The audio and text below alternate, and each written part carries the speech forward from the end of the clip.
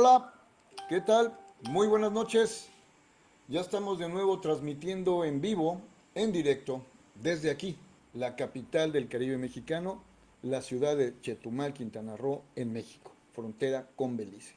Hoy tenemos un programa de lujo, ¿sí? Una versión preliminar, un pequeño informe, más bien un gran informe con grandes resultados, con una pequeña visión.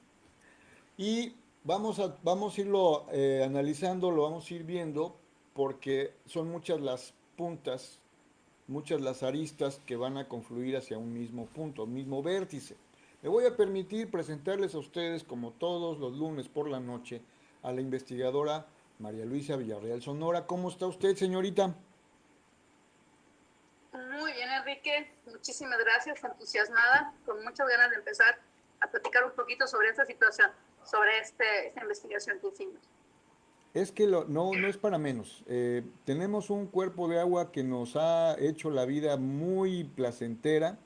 Es algo hermoso, único, como en otras ocasiones tú lo comentabas, único en el mundo. Hay que cuidarlo, hay que protegerlo, hay que apapacharlo.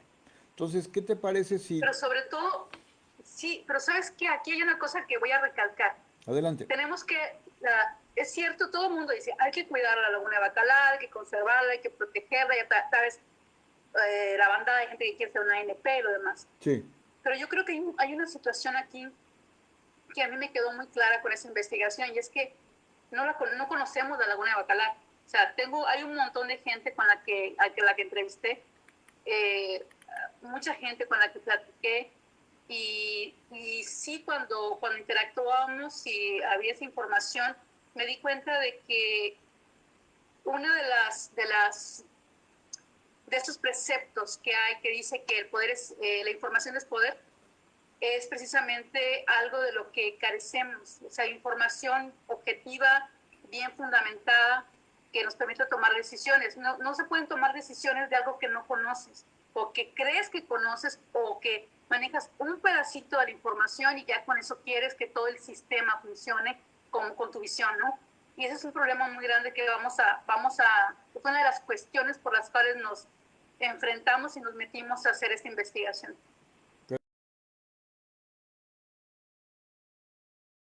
Arrancamos, porque sí es bastante, pero lo vamos a hacer, como tú dices, creo que vamos a requerir varios programas. Voy a hacer como el resumen de estos 4 meses de investigación que estuvimos haciendo por nuestra cuenta. Antes que nada, quiero agradecer a la gente que participó, es decir, a todos los expertos. Me refiero a la gente que tiene mucho conocimiento de toda la laguna, a todos los investigadores que indirectamente participaron. Recuperé cientos de artículos de todo tipo de temas. Hay unos muy interesantes que brindaron pautas muy interesantes. Algunos han escrito unos libros muy interesantes también, y todo, lo que me le decía a algunas personas, esta información me costó muchísimo trabajo localizarla, que es uno de los grandes problemas que vamos a tratar, sobre cómo la investigación ha sido un privilegio para unos cuantos, y lo único que les importa es publicar y tener esos puntos, pero realmente no es accesible la información para los ciudadanos los comunes y corrientes, y mucho menos para los tomadores de decisiones. Entonces, había personas que les dije que cuando termine todo este asunto, está disponible toda la base de datos de artículos para que puedan también leer. La mayor parte está en inglés. Nuestros investigadores mexicanos casi todos publican en inglés, muy pocos publican en español. Y hay muchos investigadores extranjeros que también generaron artículos de lo que no te puedes imaginar. Acuérdame que les muestre la base de datos para que veas todos los temas que consulté. por favor. Y fue fantástico. Bien, eh, vamos a pasar rapidito a hacer el resumen. Lo voy a compartir pantalla, ya sabes. La herramienta sobre la que trabajamos, aquí lo puedes ver, es, ya sabes, Google Earth. Nuestro Vale, Google ya te Earth lo de voy a todos explicar los un poco la días. metodología. ¿Qué pasó en Bacalar? Fíjate que leyendo algunos artículos, platicando con la gente, me di cuenta de que había una desinformación brutal, y que era muy fácil, es muy sencillo cuando hay mucha desinformación, tomar o interpretar algo que uno dice. Esto fue como un aprendizaje para mí. Estuve 3 meses trabajando tranquila sin que nadie me importunara.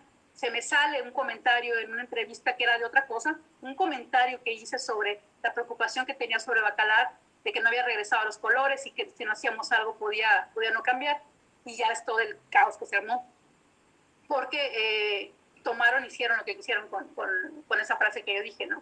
Entonces, yo creo que aquí es importante, la lección que aprendí fue, y la he aplicado, porque no sé a cuántos periodistas me han hablado para decirme que quieren una entrevista, y les digo, no, mejor léete el informe y de ahí ya lo que quieras, ¿no? Es muy fácil hacer una nota amarillista con un tema tan impactante como lo han vuelto Bacalar, ¿no?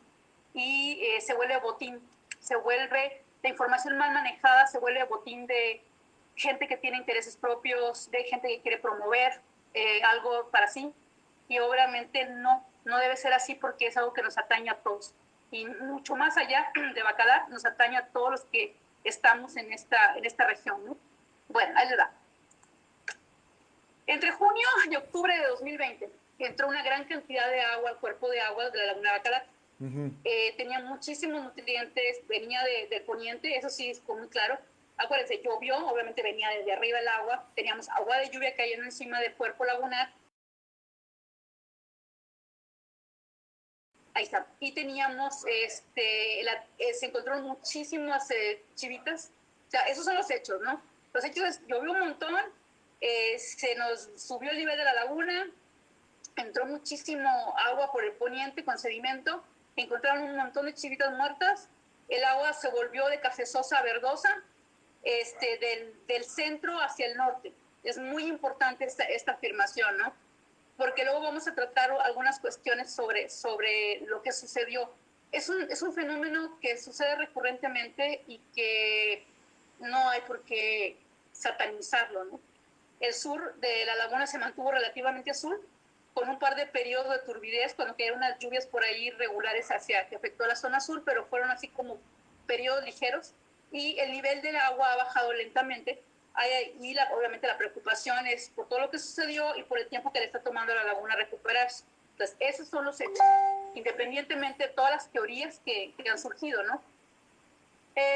Lo que sucedió fue que llegó un punto por ahí de octubre más o menos que decidimos involucrarnos a investigar qué estaba pasando, porque primero que nada no había nada oficialmente, o sea, había un silencio total. Supusimos que era porque estábamos con la pandemia, ya sabes, estábamos en plena pandemia, que si los semáforos rojos, que si volvíamos o no volvíamos a las actividades económicas, y obviamente pues empezó a pasar el tiempo y nos dimos cuenta por ahí de octubre, después de las últimas lluvias fuertes, que pues había cambiado muy poco, ¿no? O nada.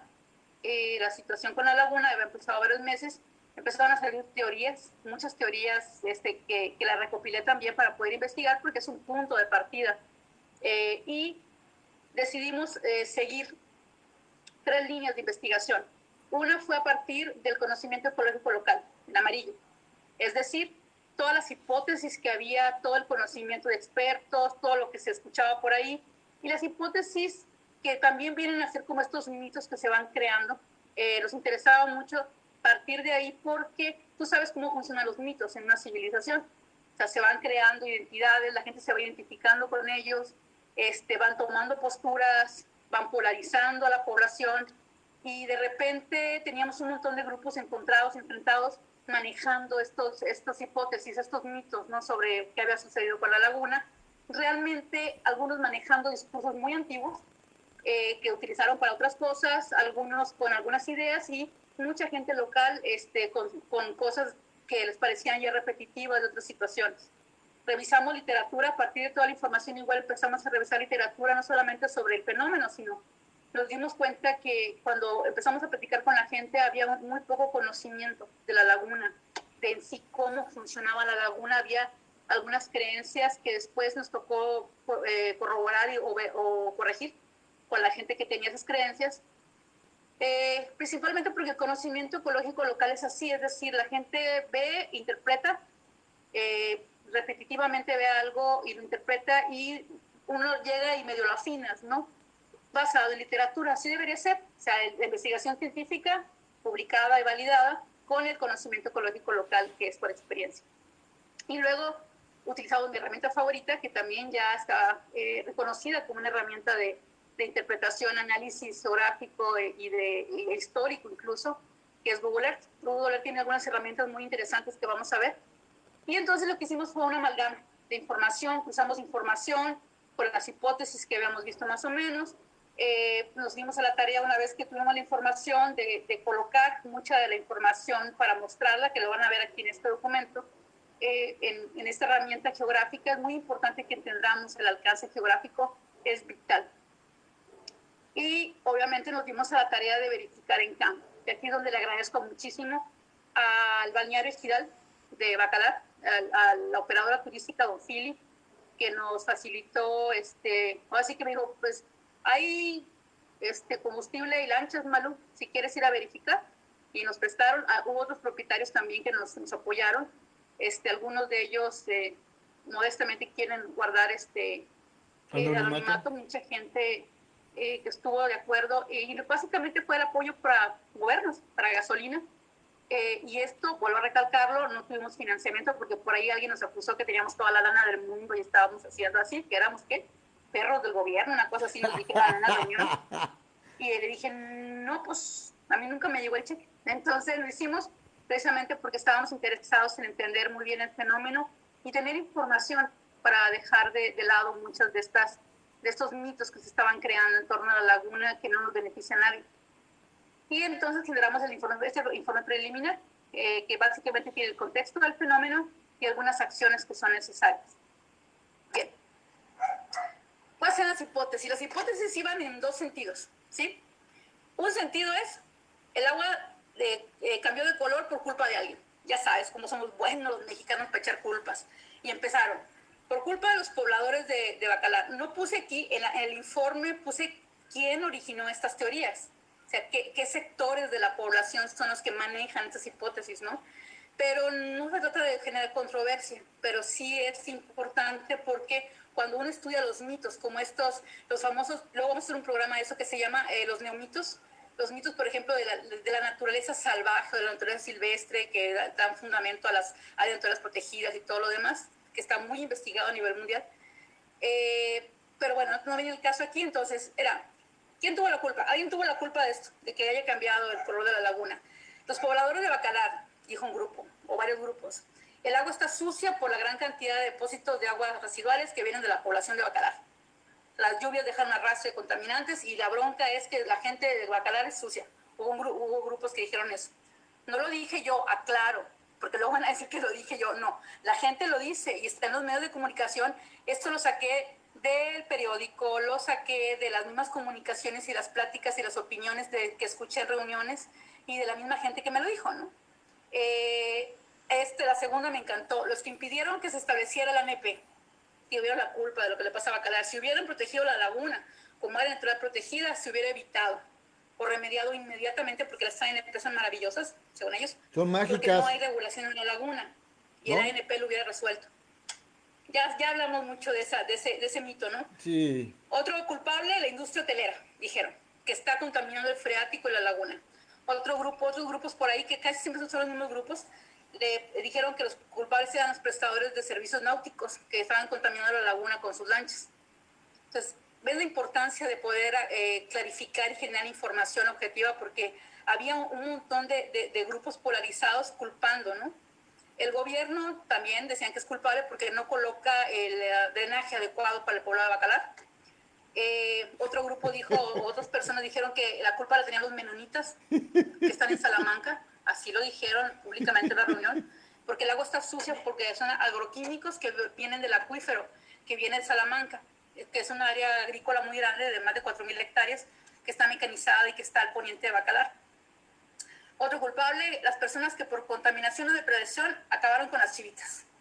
También hubo eso.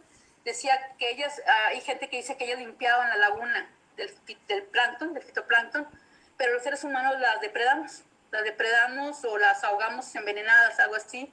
Hubo personas que dijeron que se encontraron, sabemos que sucedió eso, que hubo una mortandad muy grande de chivitas, y pues como se acababan las chivitas, pues la laguna no pudo recuperar su color porque ellas se encargaban de limpiar la laguna. Finalmente, otra de las hipótesis de por qué alguien tuvo la culpa de que el agua no cambie, son las personas que están destruyendo los estromatolitos. También encontramos las microbialitas, que son tan famosas en Bacalar porque una de sus funciones es limpiar la laguna de Bacalar y pues estamos perjudicándolas y los agroquímicos las están matando y etcétera, etcétera, ¿no? Malú, Bien. entonces, estas hipótesis, esta primera página de hipótesis, todas son falsas, Son parciales. son parciales. Ok. Descubrimos que son parciales. Y vas a ver, te lo voy a mostrar. Ay, déjame, me voy a quitar mi chaco. Ay, perdón. Ahí está. Ya sabes, estoy en la casa y para los que no hayan visto ese programa antes, les diré que ese es muy, muy, poco ortodoxo. Es muy casero. Como todo, ¿no? Como nosotros, somos muy, muy caseros. Claro. Bien, otro grupo de hipótesis era, el agua no ha cambiado de color porque las lluvias atípicas dejaron un arrastre de grandes cantidades de sedimento en forma de finos y nutrientes que vino de cuenca arriba. Los drenes, que son los canales de salida del agua, que son parte del mecanismo de autolimpieza, están tapados o solvados. De hecho, eso dijeron que yo dije, está bien. El sistema completo está saturado de agua y el dren que va de Laguna de Bacalar a Valle de Chetumal está detenido por el nivel crecido del agua. Así dijeron, es que faltan nortes.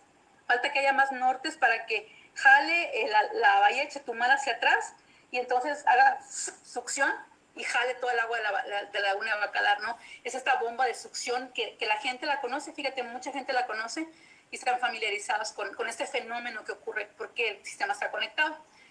Otra hipótesis era que el dragado del canal de Zaragoza metió mucha agua a la Bahía de Chetumal y eso detuvo la bomba de succión.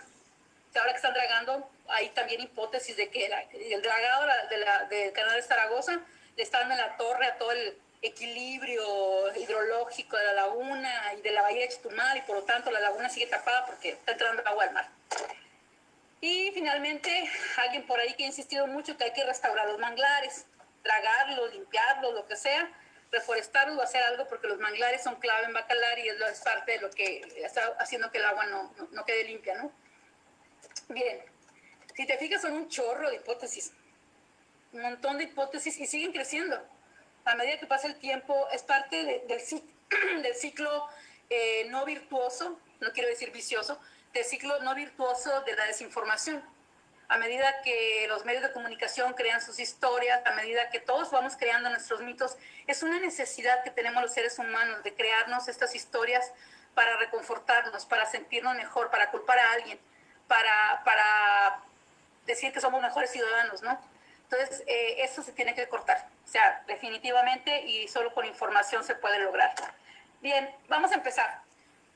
Si te acuerdas de todo lo que hicimos, con toda la información que nos dio la gente, nos dimos a la tarea de recopilar información, y una de las cosas que yo quiero tomarme un poquito de tiempo, no mucho, te lo juro, aquí es para que conozcamos toda la laguna de Bacalar, ¿sí? Me encontré muchos errores en los artículos científicos. O sea, científicos que decían, la laguna de Bacalar es un cuerpo que mide 40 kilómetros de largo. Otros decían, la laguna de Bacalar es un sistema que comprende hasta Laguna Guerrero. Y dices, pero Laguna Guerrero, ok, pues está bien. Digo, no está conectado. Y empiezas a encontrar un montón de errores. Entonces nos dimos a la tarea con el Google Earth de hacer todas las mediciones, Enrique. Todos los datos que vas a encontrar aquí son de fuente propia, es decir, corroboramos con datos. Hay archivos KML que descargamos de páginas oficiales de gobierno, pero también nos dimos a la tarea de medir a ver qué tanto era cierto, ¿no? Para empezar, el cuerpo de agua de la laguna de Bacalar, el único dato que hay por ahí es que tiene 42 kilómetros cuadrados. Ojo, en los diagnósticos de los ordenamientos de Bacalar y de Otompe Blanco existe información, es bibliográfica, es muy generalizada, y los mapas no son de muy buena calidad. Entonces nos pusimos, fíjate que fue un ejercicio muy interesante el hacer todas las mediciones porque nos dimos cuenta de cómo está estructurado el sistema y así se los puedo explicar mucho mejor. Lo que van a encontrar aquí no lo estoy haciendo directamente en Google Earth porque son demasiados cambios de imagen. Luego cuando lo veamos más con calma, lo hacemos en Google Earth directamente, pero sí va a ser un check. Entonces, el cuerpo de agua de Bacalar tiene lo que es el agua, es el cuerpo de agua, la laguna, lo que está en azul, ¿sí se ve, verdad? Claro. Ok, lo que está en azul es básicamente el cuerpo de agua principal de la laguna de Bacalar, que hectáreas más, hectáreas menos, tiene 5.814 hectáreas. Pero es un sistema que es parte de otros cuerpos de agua, que es el estero de Chac, que básicamente es la zona de salida de agua hacia Río Hondo. El amarillo es clave porque es la zona de dren hacia Río Hondo, y confirmado por la gente, ¿no? Entonces, el estero de Chac tiene 1.646 hectáreas, va desde lo que es el norte, que está, y tiene una zona que está interrumpida, ¿no? Pero que también está interrumpida, pero drena o tiene comunicación hacia Laguna Chile Verde. Laguna Chile Verde tiene aproximadamente 1.288 hectáreas. Entonces, estas tres zonas conectan con una salida que está hacia Río Hondo. ¿La vas a ver acá? Ay, vamos a regresarnos. Vas a ver acá, hay un montón de... Acá está. Bien, la voy a agrandar aquí porque si no, no la van a poder ver. Es chiquitita. Es una parte que, si te fijas, tiene 51 hectáreas nada más. Ok. Esas 51 hectáreas son clave porque están en la parte sur de la laguna, que es la salida, es esta parte que está aquí, Ahí ¿la está. ves? Sí. Acá abajo. ¿Sí? Si no, ahorita se las enseño en Google Earth. Ya sabes que yo no vivo sin él. Perfecto. Entonces, esas 51 hectáreas que están pasando el puente de Xurjá hacia el río Hondo es una serie de canales, pequeñas lagunetas muy poco profundas que dan hacia la conexión con Río Hondo. Y luego, ese es el cuerpo de agua principal. Entonces, básicamente son 8.800 hectáreas de cuerpos de agua que funcionan interactuando en Laguna de Bacalar, por si no lo sabían. ¿Ok? Siguiente. Este es el cuerpo de agua, única y exclusivamente, que es la parte azul, que le decíamos son 5.000 hectáreas, más de 5.000 hectáreas que tiene cuerpo de agua. Pero hay algo muy interesante que no quiero que pierdan de vista. Esto, la distancia, por favor. En varios artículos encontré 40 kilómetros, 45 kilómetros, 42 kilómetros, 50 kilómetros, 60 kilómetros, y nos pusimos a medirla, así, a escala. Es decir, se ve aquí el grueso, pero así nos fuimos kilómetro por kilómetro midiendo, y desde lo que es la punta de Xurjá al sur hasta el norte de Pedro Santos son 59.7 hectáreas. Kilómetros. Voy rapidito. Kilómetros. Kilómetros. Va, esta es clave y nadie la toca en ninguna parte. Las famosas planicies sedimentarias de Bacalar. Las planicies sedimentarias de Bacalar son todos estos cuerpos de tierra que existen entre los cuerpos de agua y que, mira, este dedo chiquito me lo corto.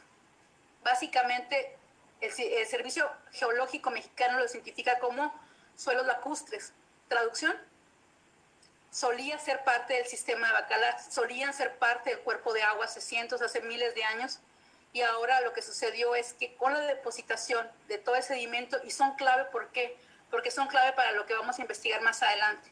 Si se fijan en la conformación, tenemos estas zonas de escurrimiento que parece como un río, y ya están, la tabla que está aquí del lado derecho, bueno, mi lado derecho, van a ver que ahí fuimos midiendo zona por zona, todas las hectáreas, hasta sumar un total de 8.403 hectáreas. Sumado el agua con las planicies sedimentarias de Bacalar, tenemos un sistema de 17.213.821 hectáreas. Pero lo que quiero recalcar aquí es 51% es agua y 48.9% son todas esas zonas de humedales, que, ojo, los humedales no son necesariamente manglares, que eso es una cosa que tenemos que entender. Los humedales, hay más de 48, 49 tipos de humedales, selvas bajas inundables, selvas espinosas, los cenotes son humedales, las playas rocosas, las playas arenosas son humedales, las lagunas son humedales, los esteros son humedales, y obviamente también los manglares, pero el manglar es un tipo de humedal y tenemos que entender eso porque lo he visto mucho ese error en los periódicos. Y de hecho fue base del escándalo que hicieron conmigo, porque yo dije que había que dar mantenimiento a los humedales, y alguien por ahí publicó que yo dije que yo tenía que dragar los manglares. Pero bueno, entonces, ¿por qué es importante esto? Considérele, por favor, más de la mitad, casi la mitad de todo el sistema que comprende la laguna de Bacalar son tierras que básicamente el Servicio Geológico reconoce como suelos lacustres, es decir, suelos provocados por sedimentación, generados por sedimentación a través del tiempo y que fueron consolidándose de una u otra manera. Y aquí también hay un par de fenómenos muy interesantes porque no nada más es de depositación. Esto lo estoy explicando porque además hay todos los artículos científicos para poder comprobarlo, de cómo funciona la sedimentación en este tipo de ecosistemas, sobre todo en un ecosistema como la laguna de Bacalar, que es una laguna oligotrófica, es decir, no tiene nutrientes, y que tiene toda esta depositación calcárea, que es esta manta blanca que tiene en la parte de abajo, que es clave para el color. Bien, entonces, hablando de los ecosistemas de la laguna de Bacalar, otra cosa que también vino a ser relevante porque es parte de los mitos, es la parte sur. La parte sur, la parte de la laguna de Bacalar, está documentado cómo funciona su hidrología. Y básicamente tenemos tres zonas, una que es la zona sur y que da hacia el oriente-poniente, hacia el poniente, y la zona centro y la zona norte, que tienen una composición de agua muy diferente. Nos enfocamos en la zona sur porque esta es vital que la entendamos. La zona sur está compuesta por lo que es el subsistema de influencia de Xulha. Xulha, lo van a ver aquí, es esta como lagunita, es un cenote que está en la parte de abajo y que además de todo drena bastante agua con carbonato de calcio y tiene un canal que sigue a lo largo de 7 kilómetros junto con la laguna que mide 2 aproximadamente. Son 5 kilómetros más de un canal angostito, lo van a ver aquí en esta imagen, que comprende en total 7 kilómetros de la zona sur. Y esa es básicamente la zona donde se genera todo el agua con carbonato de calcio, porque está la laguna de... Hay por ahí algunos artículos que dicen, es que hay 3 cenotes en Bacalar y de ahí se generan. No. De hecho, el cenote más grande es Xulha, que tiene 2 kilómetros de largo por 720 metros de ancho. Es un cenote gigante, que muchos creíamos que era una laguna. Y en todo este canal que vas a ver aquí, en los 5 kilómetros, hay una serie de manantiales que están drenando todo el tiempo agua rica en carbonato de calcio, magnesio y algo de azufre. Entonces, esta es la zona que básicamente tiene todo este suministro del blanquizal, que es clave para que el agua se mantenga transparente y se mantenga limpia. La función, esa es la zona, digamos, de suministro de agua que permite el blanquizal permanecer. Y si se fijan, pues está básicamente en el 11.7% de toda la laguna.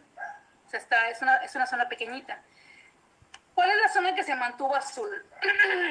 Bueno, mucha gente no sabe esto y es bueno que lo aclaremos. No toda la laguna se puso cambio de color. Primero, es un fenómeno, el cambio de color es un fenómeno recurrente, sí. ¿Ha pasado en otras ocasiones? Sí. Cada 2, 3 años por ahí estaba pasando, variaba dependiendo de las condiciones que luego vamos a ver más adelante. Pero la zona sur, por lo que sea, porque está lejos de la zona donde hubo la descarga principal, que fue al norte, que te vamos a ver, o porque tiene ese suministro, esta barrera protectora de suministro de agua drenando hacia el norte, hacia el norte, hacia el norte, hizo como una barrera, pues permaneció sin tanto cambio. Sí, más o menos hasta la altura de Acalquí, hasta Las Velas, más o menos por ahí, el agua se mantuvo de azul, como siempre, ¿no? Hubo por ahí un par de eventos donde se quedó un poco turbia porque entró agua por la zona sur, que es donde se afecta, pero se recuperó rápidamente y es la que ha mantenido todo su color. Actualmente, por fotos que nos han mandado todos los días, nos mandan fotos diferentes amigos o conocidos o nos llegan. De esto de que la laguna está cambiando, ya está quedando azul, y siempre preguntamos, ¿y de a qué altura tomaste la foto? Entonces nos van diciendo más o menos a qué altura, porque es parte, también nos sirve como información para ir viendo cómo va avanzando este cambio de tonalidades, ¿no? Y se siguen manejando otras hipótesis. Por ejemplo, una que acabo de escuchar, pero ya estaba escrito el documento, es que se ve que hay como una especie de corriente por la parte de abajo en la zona sur que está empujando para que el carbonato de calcio y la parte blanca del fondo avancen hacia el norte y se limpien, ¿no? Será muy interesante de ver. Entonces, esa es la zona.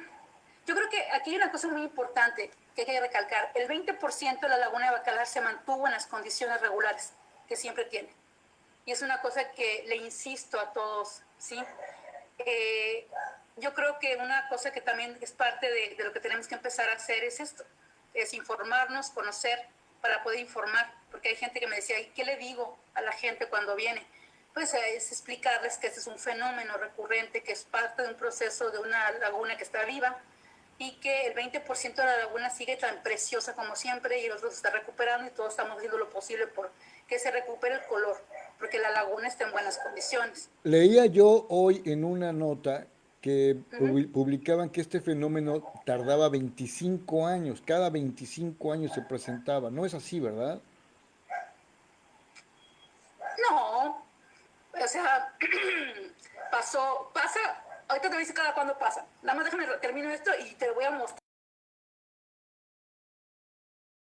Las zonas poco profundas, los blanquizales, ¿por qué son importantes de conocer, Enrique? Son esas manchas blancas, ¿se ven por ahí? Claro, ¿Ven la sí, parte blanca? sí, sí, sí, sí. Son las orillitas, todas las orillitas de Bacalar, que son parte del cuerpo de agua, o sea, ahí hay agua, son zonas muy poco profundas, pero son los famosos blanquizales. Son muy importantes que consideremos esto porque es parte del proceso de sedimentación que tiene la laguna. Es decir, tenemos un proceso donde se van formando en las orillas estas acumulaciones de blanquizal, estas zonas poco profundas y las islas de blanquizal en medio, y poco a poco, como vamos a ver ahorita, luego lo voy a mostrar ya más en directo con el Buller, sobre el blanquizal empiezan a desarrollarse otro tipo de ecosistemas y es la forma en la que se construyó la parte central de Bacalar, ¿no? Y si te fijas, todas estas orillas que están, para la redundancia, alrededor en las orillas de Bacalar, pues son zonas poco profundas donde empieza a haber también otras estructuras que son los microbialitos.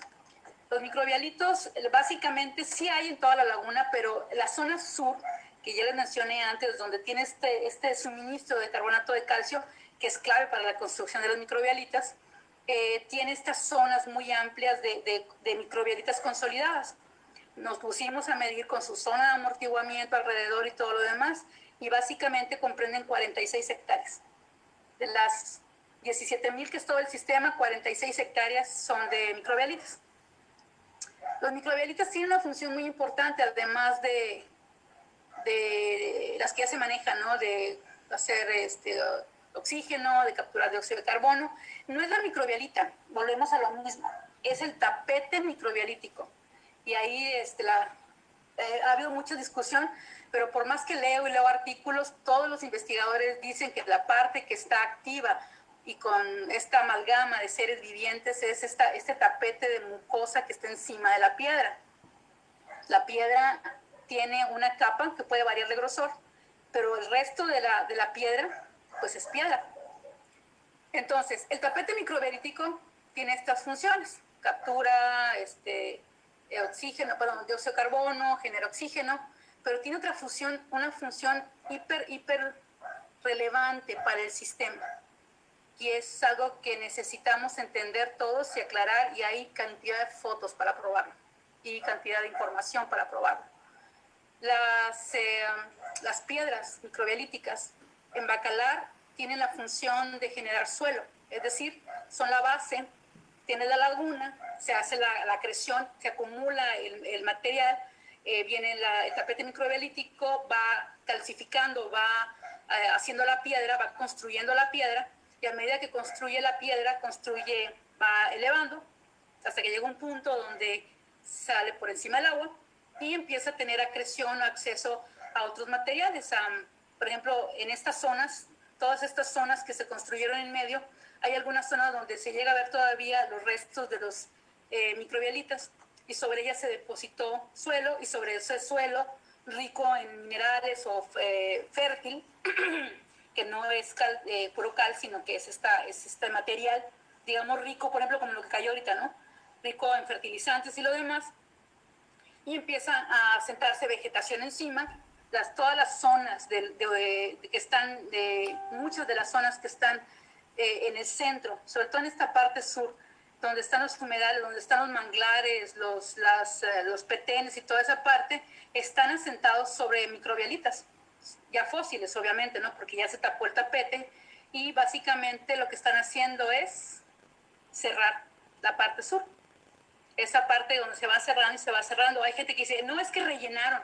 Hay gente que, otro de los mitos, ¿no? No, es que esta zona rellenaron y han estado rellenando. Pues sí, se ha estado rellenando, pero la naturaleza es la que ha estado rellenando toda esta zona. Y esta zona, que es una planicie, esta zona, por ejemplo, que es la de los rápidos y esta zona del canal, si te fijas, es muy angosta. Es muy angosta porque la acreción, el sarro, porque el carbonato de calcio de los microbialitos es básicamente sarro. El sarro se ha ido acumulando en esta tubería, es una gran cantidad de sarro que está saliendo debajo de la tierra, y entonces lo que está sucediendo es que se va haciendo este sarro como en las tuberías, ¿no? Solo que en estas tuberías pues cae tierrita encima y crecen hierbitas. Entonces lo que sucede es que se va a ir cerrando, cerrando, cerrando, y aquí lo vemos, ¿no? Es la zona más angosta de la laguna de Bacalar, y eso sí es una cosa que tenemos que considerar tal vez a mediano o largo plazo, porque necesitamos entender cómo funciona la laguna más que satanizar o hacer conjeturas, porque esta zona pues no hay para dónde. O sea, lo que estás viendo es que es mucho más angosta que el resto de la laguna y es la zona de alimentación. Es muy importante esta zona y no se trata de que sea una reserva. Alguien por ahí, platicándole a una chica, me decía, entonces hay que hacer una reserva para que no lo toquen. No, mija, si no lo tocan se va a cerrar. Entonces necesitamos trabajar, entender muy bien lo que es el manejo y la conservación y la restauración de humedales para poder entender toda la dinámica de un sistema tan complejo como es Bacalar y mantenerlo como una reserva intocable no lo va a resolver. Y te voy a mostrar por qué. Venga. Bien, de las hipótesis. Resumiendo todas las hipótesis, hay dos zonas. Básicamente el concepto de la gente de la problemática de Bacalar está en dos sitios. Uno, que es en la zona inmediata a Bacalar. O sea, esta parte roja que ves ahí, que son 14,000 hectáreas, toda la zona de desarrollo. Es que toda la gente que está construyendo hoteles, los que están desarrollando las ciudades que están junto a Bacalar y los demás, son la fuente del problema. O sea, todas estas zonas que no tienen drenaje y todo lo demás. Entonces tenemos esta zona inmediata de influencia y obviamente también la zona de Salamanca, que es la de los menonitas. Se ha repetido y repetido en reuniones y todo el mundo diciendo que los menonitas son los que, y aquí con todo respeto a todo el mundo, yo digo lo que se repiten en las reuniones y te vamos a explicar hacia dónde llevaron esos mitos. Y entonces, y sí, ya lo digo así abiertamente, estos mitos, porque la verdad no tienen fundamento, yo le vuelvo a decir a la gente, no, o sea, ¿cuál es el fundamento? No es que ellos usan muchos pesticidas, sí, pero ¿cuál es la relación con lo que está sucediendo en Bacalar? Es que está drenando, ok, vamos a hacer los estudios y lo demás, pero hay elementos muchísimo más allá de estas acusaciones puntuales a un grupo puntual, ¿no? Que es muy fácil hacer un señalamiento y decir, es que este grupo es el que está haciendo, es que son los ejidatarios, es que son los menonitas, es que es la gente que no quiere la ANP, es que son los que mataron las chivitas. No, espérame. Necesitamos ser objetivos. Entonces, en resumen, este conjunto de teorías dicen que son 26,538 hectáreas, incluyendo la laguna, la zona de influencia y los menonitas, y por otra parte los que dicen que es el problema de que está atascado el sistema de limpieza de la laguna, pues son más, porque toda la bahía de Chetumal, y que porque el canal de Zaragoza está metiendo agua a la bahía de Chetumal, no funciona. Aquí Google Earth es maravilloso, porque nos permite ver claramente la perspectiva, Enrique, ¿sí? ¿Ves el canal de Zaragoza? La rayita rosita que está ahí abajo, ¿no? Acá La abajo. línea sí que está ahí, Rosita, Esta. es el canal de Zaragoza. Sí. Y hay una cosa que olvidan la gente que está diciendo lo del canal de Zaragoza. ¿Qué crees que están olvidando? La bahía de Chetumal es un sistema cerrado. No. Para acá abajo está abierto completamente al mar, toda la zona de Belice. No podemos pasar para allá, obviamente, ¿no? Por eso tuvieron que abrir el canal de Zaragoza. Pero toda la zona de Beliceña no tiene frente de tierra, tiene puros callos y está abierto completamente. Entonces, el sistema, otra de las cosas que encontramos y que, digo, no me extiendo mucho mostrando diapositivas, pero es que la bahía de Chetumal es muy somera. Hasta yo me sorprendí. ¿Cuánto crees que en promedio tiene de profundidad la bahía? Unos 40 metros. 2. ¡Dos! 2, 6 y 8 en lo más profundo. pero la mayor parte de la zona que está colindando hacia Xcalac y hay muchas de las zonas tienen 1 o 2 metros de profundidad. Es un charquito así. Yo dije, no, es un error, porque lo encontré en un estudio. Eso es un error. Y me fui a busqué bibliografía beliceña, busqué de gobierno y lo demás, y efectivamente, entre 2 a 8 metros de profundidad, la parte más profunda de la bahía de Chetumal, y las pozas, que tiene 2 pozas hacia el norte, ¿no? Entonces, Es aquí donde es tenemos súper el muelle somera. fiscal, donde está el muelle fiscal está dragado, 6 obviamente, metros tiene profundidad. pero ahí está O sea, hay dragado. zonas que tienen 6 metros de profundidad, pero lo que te quiero decir es que es una zona muy somera. Uno puede pensar, es que es muy profunda, por eso necesitamos que funcione esta bomba de succión para poder jalar, ¿no? Porque hay tanta agua que está entrando por el canal de Zaragoza, y luego ves el canal de Zaragoza y dices, el canal de Zaragoza el área son 16.1 hectáreas.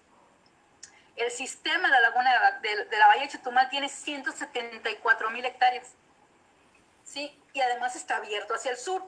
Y lo dije, a lo mejor la corriente se afectó pues por la entrada del agua. Y ya chequé las corrientes y no, la corriente no funciona así, se viene y tiene una serie de corrientes dependiendo de los tiempos y de las épocas, ¿no? Pero realmente la afectación como tal, no.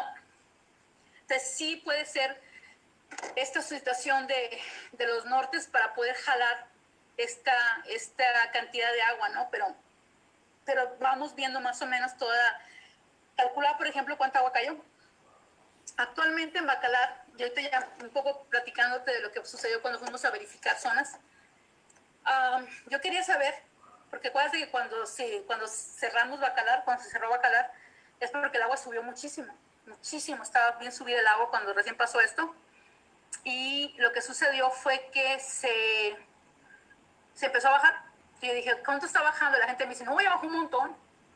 Bueno, pues vamos a checar cuánto bajó. Entonces hace como 2 o 3 semanas, que nos hicieron el favor de prestarnos la lancha, muy agradecida con Philip, y fuimos a ver las zonas, fuimos a checar, y en promedio, en el estero de Chac, que es la zona de salida de la laguna de Bacalar, para empezar, el agua aún está muy alta. O sea, yo le hacía la observación, y aquí hay una cosa que quiero que todo el mundo entienda. O sea, esta investigación no lo hago para perjudicar a Bacalar.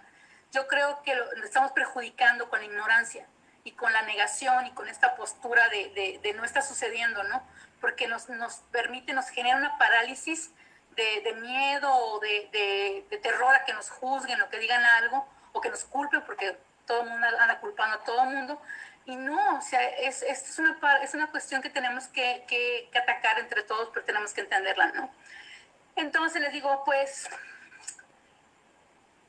si es que los ejidatarios, los pobladores y toda la gente alrededor de Bacalá está afectando y se quieren apoderar de la laguna y quieren impedir que sea un área natural protegida y quieren tomarla. Para empezar, los ejidos alrededor de Bacalá han estado ahí en promedio 80 años, antes que nosotros. Y es gente que de alguna manera el sistema ha funcionado y se ha conservado precisamente porque esta gente ha sido respetuosa de todo su sistema. Encontramos varias cosas posteriormente que tienen que ver con cuestiones de desarrollo, pero los ejidos en la zona de influencia, que son este conjunto de ejidos que está aquí, son quienes tienen el uso de la tierra y que han estado trabajando en toda esta región durante muchísimas décadas, ¿no? Entonces, les presento todos los ejidos que están alrededor de la laguna de Bacalar. Bien, Malú, como hicimos el análisis vamos a ver y si no tenemos hay muchas alguna preguntas, pregunta, vamos a ver si no hay alguna pregunta en el chat, vamos a checar si por ahí permíteme, alguien, voy a ver. nada más, eso, vamos a Mira, ver. Saludamos cordialmente a Lulú, que siempre ha estado aquí como siempre, como Lulú. siempre. Muy buenas noches, Lulú. Misaki Fuentes dice buenas noches, saludos, aquí Reina. Priscila Sosa dice hola, muy buenas noches. Francisco Leopoldo Cetina dice saludos desde Belice, muchas gracias por sintonizarnos. Un gusto, profe, muchas gracias. Armando Sánchez, buenas noches, gracias por estar sintonizando. Carmen Chagoya, buenas noches, gracias por la invitación, tema muy interesante sobre la laguna de Bacalar, gracias, sobre todo porque estamos abriendo, bueno, más bien Malú está abriendo muchas cortinas que siempre han estado ahí. Rosy Rose, muy buen tema. Gracias, saludos, ¿no? Gracias a ustedes por estar con nosotros. Armando Sánchez, Se va a poner gracias. mejor, deja que te cuente el relajo donde vino. Dice Misaki Fuentes, Caro Arco, guacha esto. Eh, Le están mandando Azor Córdoba, Caro Arco. Vamos a ver. Está bien interesante. Gracias. Bonnie, mira. En fin, bueno, todo mundo está entrando al programa y están compartiendo el programa, pero nadie La todavía. ventaja de estos programas es que lo pueden volver a poner cuantas Sí, veces quieran. así es. Así que no se preocupen si se perdieron la primera parte, porque de hecho ese es el resumen. Luego vamos a tener programas donde vamos a tocar cada tema porque es fantástico. Ahora sí, a partir de aquí vamos a empezar con el meollo del asunto. Te va a encantar, te lo juro. Era así Perfecto. como que, esto es lo que anda buscando todo el mundo, porque lo anterior se lo he explicado a muchas personas, pero esto que vamos a empezar a explicar ahorita les va a encantar, se los prometo. Muy ¿Ya? bien. Adelante, continuemos, por favor. Dime. Gracias. Ok, ahí va. Me pongo compartir, compartir. Ahí está. Bueno, ya estaba. Que si la laguna, que cómo funciona la laguna y todo lo Ahí demás. estábamos, Pero exactamente. había muchas preguntas que no nos respondían al nivel de la, por ejemplo, para empezar, lo que nos quedó todos muy claro es que la contaminación, perdón, el drain, el agua chocolatosa, lodosa, que algunos dicen que tenía pesticidas, que otros decían que era agua con popó, y que de esto, todos estos mitos, el agua llegó del poniente.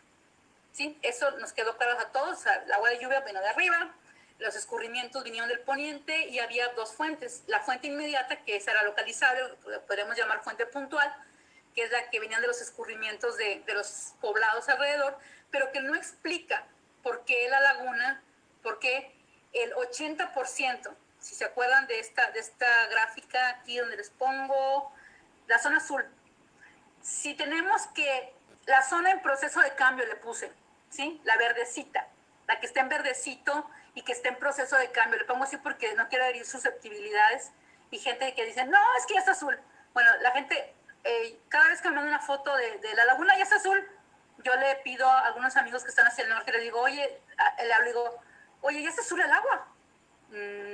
Se asoman y me dicen, no, todavía está verdecita. Sí, entonces es un proceso gradual y es parte de esta cultura que tenemos que tener, ¿sí? De decir, pues va en proceso. Entonces, si tomas en consideración que el 80% de la laguna quedó en esta situación, no se explica por qué Bacalar, que está aquí donde estoy moviendo el cursor, que le decían, no es que toda el agua sucia vino de Bacalar y de ahí, bueno, la corriente, como dijo por ahí un secretario de una secretaría aquí en el estado, que dijo, los científicos de COSUR dicen que la corriente aquí va de norte a sur, todos lo sabemos, ¿sí? Y aquí de sur a norte, y aquí para acá, o sea, para el canal de los piratas. Bueno, si la corriente viene de norte a sur, ¿cómo explicas, si está la teoría de que es Bacalar quien está causando los escurrimientos, cómo explicas, no se puede explicar cómo llegó la oscuridad, el agua oscura, hasta la parte norte, que es básicamente 48 kilómetros del sistema, ¿sí? Acuérdense, 11.7 kilómetros se mantuvieron azul y son los que están azules todavía. Vengan a Bacalar, están preciosos los lugares. O sea, hay donde ver la laguna azul, ¿sí? No olviden esa parte. No es que toda la laguna haya sufrido este proceso, es un proceso de recuperación.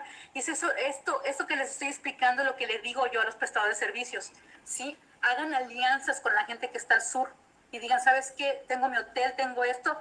Le explico a la gente que el 20% de la laguna está en perfectas condiciones, el otro 48, el otro 80% está en proceso de recuperación, lo estamos trabajando, pero hacemos los convenios con la gente que está al sur y tenemos donde llevar a nuestra gente, pero no, o sea, prefieren hacerse que la Virgen les habla, pero bueno, eso es otro tema. Entonces, no se puede explicar.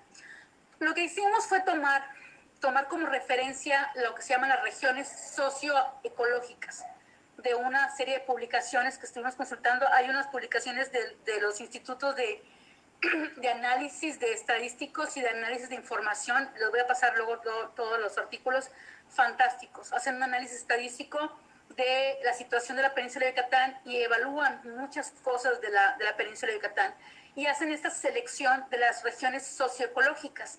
que están basadas en las cuestiones de las cuencas hidrológicas, que son vitales para toda la península de Yucatán, y las cuestiones ambientales, y las cuestiones que tienen que ver sociales y económicas de desarrollo en toda la península. Okay. Entonces, nuestra zona de interés, tomando en consideración, regresando a los hechos de lo que pasó, es el problema de los escurrimientos vino del poniente. Bacalar está en esta zona y el poniente franco es el límite con Campeche. Además, hay otra cosa muy importante. Hemos trabajado en toda la cuenca. Bueno, yo he trabajado de aquí hasta Oaxaca y conocemos toda la zona. Estas problemáticas recurrentes de las inundaciones y la ruptura de carretera y los cambios de color de la laguna suceden de manera recurrente. Ha tardado un poco más. Luego de repente ahí por ahí sale gente que dice, no, si hay otros eventos que han tardado, o sea, en años pasados tardó 2 años, 3 años. Yo la verdad no recuerdo que hayan tardado tantos años. Revisando los periódicos de anteriores y publicaciones, no hay nada que indique que los eventos de recuperación de la laguna hubieran tardado más allá de 3 meses. Pero la gente, es una de las, si recuerdas un poco cómo funciona la psicología de la autocomplacencia, generamos recuerdos, ¿sí? Generamos recuerdos y la gente puede generar recuerdos en base a mitos. O sea, no, sí, yo me acuerdo, por ahí alguien me decía, no, sí, yo me acuerdo que tardó una vez 2 años en regresar el color de la laguna. Y digo, pues yo no me acuerdo que haya tardado tanto tiempo en regresar el color de la laguna, porque siempre íbamos a la laguna cada 3 meses, cada mes a bañarnos, ¿no? Yo no recuerdo que la laguna hubiera tardado tanto, pero bueno, cada quien sus recuerdos. Entonces, seleccionamos toda esta región que tiene que ver con lo que se llama, básicamente se divide en 2, que es esta clasificación 3, que son los valles y cerros, que es la parte de Campeche y la parte que está hacia Champotón. Y de este lado van a encontrar lo que es la zona de las fracturas en bloque. ¿Por qué? Pues porque básicamente toda esta zona tiene que ver con una zona geológica que tiene una serie de fallas que también vamos a ver. Bien, me puse a leer periódicos, a buscar información, a buscar videos de YouTube, y muchos de los datos de qué sucedió, cuándo bajó el agua, cuándo subió el agua, cuándo se rompió la carretera, hacia dónde corrió y todo lo demás, lo saqué con información de todos estos sitios que ven ahí. Todos estos sitios a lo largo de toda la cuenca fueron afectados durante el evento de mayo y junio del 2020, que tiene que ver con el círculo azul. Y el círculo azul dice, ya se los leí, que fue Cristóbal. Y aquí hay un error, primer error, no fue Cristóbal. Fueron 2 tormentas tropicales enlazadas, que era Amanda, que estaba saliendo, y Cristóbal, que estaba haciéndose. ¿Sí? En anaranjado vas a encontrar la trayectoria de Amanda. Amanda venía del Pacífico, todavía traía algo de fuerza, subió por el medio de la zona hacia Calakmul. Es importante recalcar esta situación. La gente dice, ahí pongo arriba cuál es el mito, ¿no? O cuál fue la declaración de la gente. Es las lluvias extraordinarias, bueno, es la parte de qué fue lo que sucedió. Las lluvias extraordinarias del 2020 ocasionadas por Amanda y Cristóbal. Eso fue el detonante. Entraron muy temprano en la época de lluvias, es decir, acuérdate que nuestra época de lluvias en el Atlántico empieza el 1 de junio. Pues Amanda ya el 31 de mayo andaba haciendo desastres. Un día antes de que declaráramos abierta la temporada de lluvias, ya andaba armando su pachanga, ¿no? Entonces, se va desde lo que es Guatemala, atraviesa Guatemala, llega todavía débil hacia lo que es la zona del límite con Guatemala y Campeche, que es Calakmul, una parte muy, muy pequeña de la parte de Escárcega, de Río Candelaria, que está hacia el poniente, y descarga un poco más de 200 litros de agua por metro cuadrado, hacen el cálculo y demás. Pero, o sea, y recuerdo que ese día, finales de mayo, me hablan por teléfono los compañeros de Espujil, porque ya tenía yo mi oficina, y me dijeron, ¿sabes qué? Está lloviendo muchísimo. No había empezado Cristóbal. Entonces, está lloviendo muchísimo. Qué bueno, ¿no? Se va a recargar. Teníamos unos cuerpos de agua que estaban secos. Había muchos jagüeyes en el pueblo y estaban contentos. Al siguiente día ya no estaban tan contentos porque me dijeron, ¿sabes qué? No deja de llover. Amanda lo que hizo fue que reculó, salió a la sonda de Campeche, agarró fuerza y en ese momento se transformó, porque ya había entrado a la zona del Atlántico y el Golfo, y cambió de nombre. Por ahí había un chico que me dijo, es que se transformó de Amanda a Cristóbal. Entonces se fue así como que hizo su se transformó a otra tormenta tropical, agarró fuerza, había las condiciones y se regresa. ¿Tú sabes que a los tormentas de huracanes les da por regresarse en Campeche, ¿verdad? Sí, No es la primera vez que sucede. Les da por regresarse. algo Y pasa en aguas de Campeche. Campeche, porque van y se regresan y le dan otra paseada a Campeche. Entonces se regresa ya transformado como Cristóbal y entonces deposita muchísima agua sobre prácticamente la misma zona que ya estaba llena de agua de 1 o 2 días antes.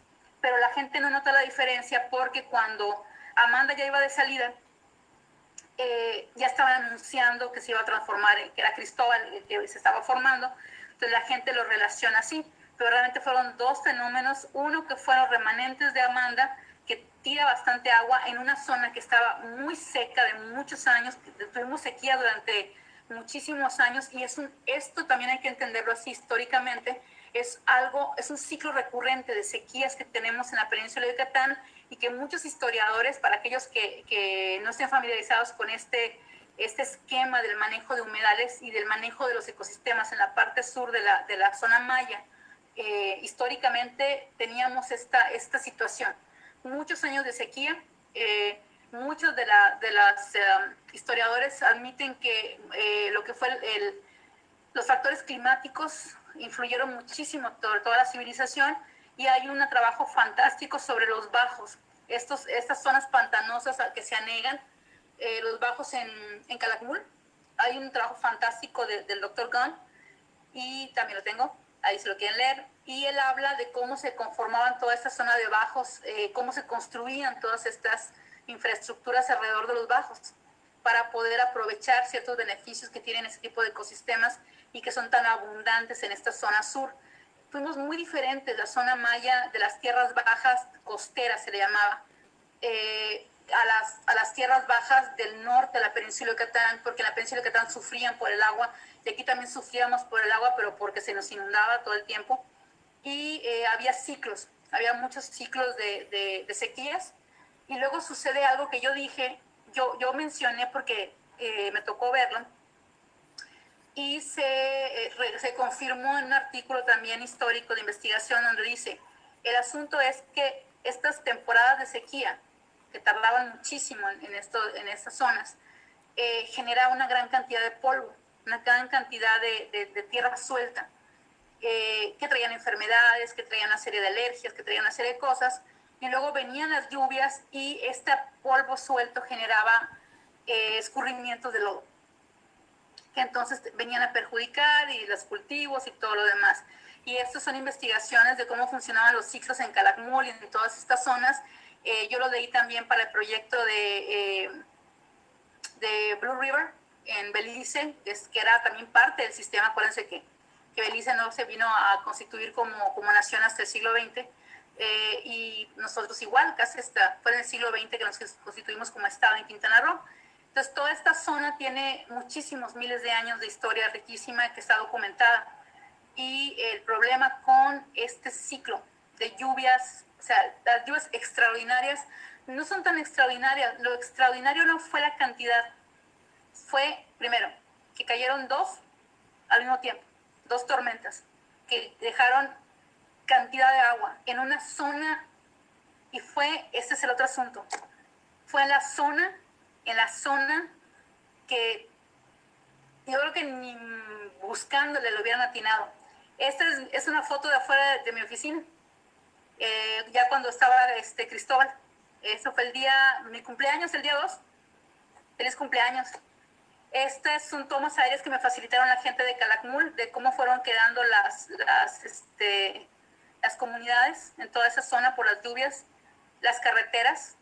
Esa es una toma que me encanta, que hicimos un estudio sobre, hay una laguna muy grande de 16 hectáreas que está al norte del poblado de Valentín Gómez Farías. Y en septiembre del 2019 fuimos a checar porque se secó O sea, había sido tan fuerte la sequía durante años que se secó, que andábamos buscando por ahí si había un dren tapado o algo por el estilo, pero pues lo que nos dimos cuenta es que el acuífero había bajado tanto. O sea, eso nos dimos cuenta después de que pasó Amanda y Cristóbal. El acuífero baja y está documentado. Cuando el acuífero baja, ya no es posible recargar muchos de los cuerpos de agua. Entonces, esas temporadas de sequía muy grandes, baja el acuífero y entonces empieza a haber una serie de problemáticas que tienen que ver con que, por ejemplo, en esta zona, que es Calakmul, hay muchísimo, no pueden hacerse pozos de agua porque tiene como mucho soluto, mucho yeso y calcio y lo demás. El agua es blanca, no sirve para consumir, que Oye, es el Malú, ojo. regresando tantito a la geografía quintanarroense, ¿la laguna de Bacalar está dividida por dos municipios o pertenece solo al municipio de Bacalar?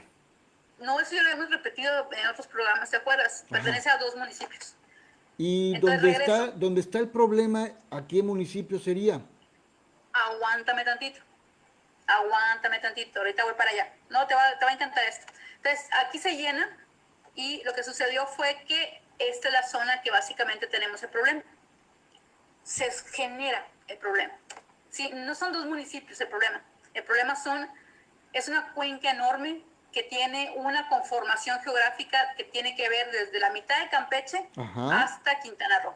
O sea, ok. la bronca no es entre 2 municipios. La laguna está entre 2 municipios, pero la laguna te vas a dar cuenta que es un choricito donde nos cae todo el sedimento, pero no vamos a solucionar absolutamente nada si nada más nos enfocamos en la laguna. Y todo el pleito de todo el mundo está ahorita en la laguna. Entonces, aquí está el asunto. Veamos. Esta es la conformación de la cuenca. La parte amarilla es la parte que vas a ver aquí. Este es un perfil de suelo que tenemos en esta zona y aquí, si lo tomamos de Silvituca hasta Bacalar, lo que vas a encontrar es que hay una zona muy alta en la parte media de Calakmul y luego empieza a bajar. Hay una serie de bajos y llega y baja y baja y baja y entonces los escurrimientos por gravedad van a llegar hasta allá. Hice varios cortes para tratar de buscar las áreas por donde se drenó, donde cayó toda el agua, esa cantidad de agua que corrió. O sea, el agua corrió hacia el poniente, hacia el oriente, perdón, corrió desde la parte, inunda toda esta zona que está dentro del círculo azul y entonces empieza a drenar. Y lo que sucede es que vas encontrando estas zonas y luego, O por sea, ejemplo, aquí seguí y dije, bueno, a ver, tenemos ¿cómo una, cayó el agua de ese Sucún? sí, Está inundadísimo Sucún, deja ver si estoy hasta entendiendo. Bacalar. Tenemos Ajá, diferentes elevaciones y todas estas ¿sí? elevaciones, a final de cuentas, van a llegar al sistema hidráulico de Bacalar. Sí, y hice varios recorridos por diversos lugares y entonces dije, y luego seguí un humedal, Ajá. seguimos un bajo, los bajos están conectados, estas zonas de pantanos en toda esta zona del sur de Quintana Roo están conectados. Y lo que hicimos fue seguir un bajo, Ujú. siguiendo las notas del periódico. Dónde se inundó, dónde pasó el agua, dónde se fue, que pasó por acá, que rompió allá, y nos fuimos siguiendo todo el trazo y eso es lo que nos encontramos. Básicamente solo siguió la orografía, siguió toda la geografía de la cuenca hasta llegar a Bacalar. ¿Y qué fue lo que sucedió? Lo que sucede es que tenemos aquí esta parte. Otro de los problemas que encontramos es, primero fue la orografía, el agua que cayó, pero también tiene que ver con esta cuestión de la pérdida de capacidad de retención que tiene toda esta zona. Esta es la zona que está entre Ucum, que quedó inundadísimo a principios de junio, hasta Bacalar. Es este humedal que seguimos y búscale, acá está, y mira, se conecta por acá, y pasó por aquí, y se fue por allá. Toda esta zona es una zona de escurrimiento, pero hay decenas. O sea, este es un ejemplo nada más para que no nos saturemos. Entre Nuevo Tabasco y Río Verde hubo escurrimientos y están documentados en los periódicos y todo lo demás.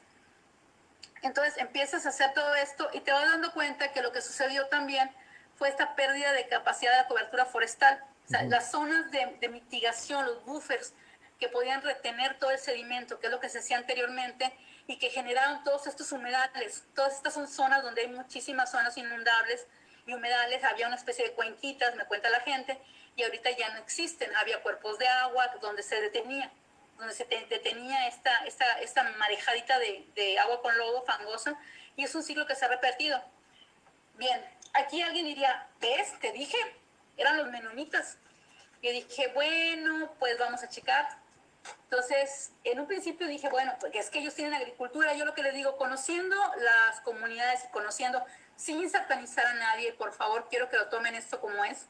Es una cuestión que tenemos que tomar decisiones respetando el modo de vida de la gente, pero teniendo que decir las cosas como son, ¿sí? Estas zonas en rojo, ¿lo ves? Claro. Son zonas desmontadas. No les pongo dónde están para no causar controversia. Pero si te fijas cuántas hectáreas, nada más, y sin haber seguido todas las zonas, ¿cuántas hectáreas están desmontadas? Sí. 210.817 hectáreas. En la zona donde están los drenes y los bajos. Y no me puse a revisar todas las hectáreas y todas las zonas. Tú podrías decir, es que los mecanizados, no. De estas zonas aquí te puedo decir que mecanizadas hay 2, nada más. Las demás tienen que ver con zonas agropecuarias tradicionales, con zonas incluso de pequeñas parcelas. Es agricultura y ganadería, es el modo de vida de la gente. Los humedales son lugares perfectos, todos los bajos son lugares perfectos porque retienen humedad. Entonces, no se trata de satanizar absolutamente a nadie, pero parte del problema de los arrastres, y que de hecho, platicando con algunas personas que viven en esta zona, me dicen, es que el agua sí también nos fregó. O sea, es decir, ellos también lo ven como una problemática no relacionada con la pérdida de la cobertura forestal y la capacidad de retención del agua, pero además se agrega otra cosa, Enrique, que es esta, y también es un ejemplo, no es que esa carretera sea el problema, es que hay un montón, hay una serie como una telaraña gigantesca de caminos y carreteras que funcionan como diques. ¿Sí me explico? Sí. Que van funcionando como diques. Entonces, no solamente tenemos esta pérdida en la capacidad de retención de los lodos y de los aguas, o sea, si te fijas, estoy mucho más allá, son más de 200 kilómetros lejos de Bacalar. Y estamos hablando de que esta zona, sigo poniendo la zona azul porque es un ejemplo de cómo va bajando el agua y va conectándose en los bajos y va conectándose hasta que va llegando a la zona baja de la cuenca, que en este caso es Bacalar. Y Bacalar es una línea horizontal, es una línea vertical, se la quiere ver así, que es como una pared, o sea, nos va a caer. En algún momento todo lo que drene por esa zona va a venir a dar a Bacalar. ¿Por qué? Pues porque ahora sí que es la pared natural, es el hueco que está a la orillita, ¿no? Entonces, ¿qué sucede? Tenemos estas zonas de carreteras que funcionan como si fueran diques. Mira, aquí hay un ejemplo, este es de la zona sur de Campeche. ¿Ves el dique? Sí. A la mitad. La carretera. Sí. La carretera está elevada por encima del nivel del pueblo. Y la mayor parte de las carreteras se construyen así precisamente como respuesta al problema de que se rompen. Entonces, en lugar de crear infraestructura que nos pueda ayudar a canalizar y a hacer que pase el agua, hacemos diques. Aquí hay un dique precioso, ¿lo ves? Entonces, vamos generando, cada vez son más altas las carreteras, cada vez son más altas, le van metiendo más y más, y van generando estos diques. Y aquí también vas a ver que el agua va buscando, y lo que sucede es que se va reteniendo, se va reteniendo y se va reteniendo. Es una mala planeación de la infraestructura de este tipo. Y aquí hay una cosa muy importante: todas las comunidades necesitan la infraestructura de comunicación, pero hay que construirla bien. Regresando de Espujil el otro día, pasé por el Puente Sorpresa, ¿te acuerdas? Sí. El Puente Sorpresa, para los que no sepan, está aquí al sur de Quintana Roo, está hacia el poniente, ¿verdad? Hacia el poniente, rumbo a Espujil, como si fueras de Chetumal a México. Ese puente durante muchos años fue un dolor de cabeza, porque está en un bajo, en un área que se inunda cuando llueve muy feo, y pasa el agua así como esta, así pasa el agua, pero con una velocidad y una fuerza horrible. Y siempre lo construían mal, y nos quedábamos aislados del resto de México porque se caía ese puente, que es la única salida hacia esa zona. Había que rodear por toda la parte del norte de la península para poder acceder a Chetumal, hasta que se les ocurrió construirlo bien. Cuando lo construyen bien, deja de romperse, deja de caerse, y no lo hacen un puente como debe ser. O sea, el problema es, ¿sabes cuál es el problema que tenemos con los puentes? Es que no hacen puentes, Hacen Enrique. diques. Hacen diques y hacen los drenes, y vas a ver las imágenes de los videos. Me mandaron por ahí un video. ¿Y qué es lo que ves? En lugar de hacer un puente, O sea, hacer un hueco, no así, para que pase toda el agua. Ponen tubos, los ponen los tubitos así y luego los rellenan con tierra, ¿no? Y luego le construyen la carretera encima, cuando sin calcular el volumen de agua. Entonces, ¿qué sucede? Llega este océano de agua y revienta la carretera. ¿Por qué? Pues porque no es suficiente para que pase el agua. Entonces, Veamos el video. aguántame, No, sí, espérame. sí, sí. Es el video que todo el mundo tenía. Deja que termine esta cosa y te puedes olvidar. Ya para terminar. Ok, ok, no te ¿Sí? preocupes. Sí, sí, sí. La otra bronca era, es que los ejidos alrededor de la laguna están matando la laguna, los ejidatarios son los culpables. No, señores, los ejidos son un montón y son quienes han cuidado todo ese sistema y precisamente es quienes han trabajado en esa parte. No es solo el ejido Bacalar, hay un montón de comunidades y obviamente hay muchísimas comunidades alrededor. Otra de las cosas es la deficiencia en cuestiones de los planes para desarrollo de la zona. Mira, esta es el canal del Estero de Chac. Hicimos una inspección, una revisión, y estos puntitos que ves aquí es infraestructura que están construyendo en el canal. Son muelles, son desarrollos, y es una cosita así.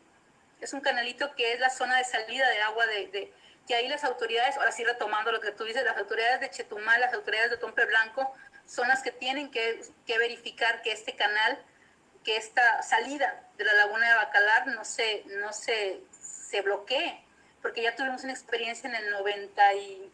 Con la ¿Cuándo fue carretera, cuando se taparon el canal, el estero? en la carretera, ¿no? 93. Este fue, a ver, Creo que fue en espérate. el 92, 93. Se tapó y 84, se 80, puso 80, negra, oscura 86, la laguna, porque es la zona de salida. Entonces 86, aquí, si 92. puedes En el ver, están 92. mapeados. Entonces, ¿qué sucede? Lo que sucede es ¿A que dónde te necesitas, vas? ¿ves este check?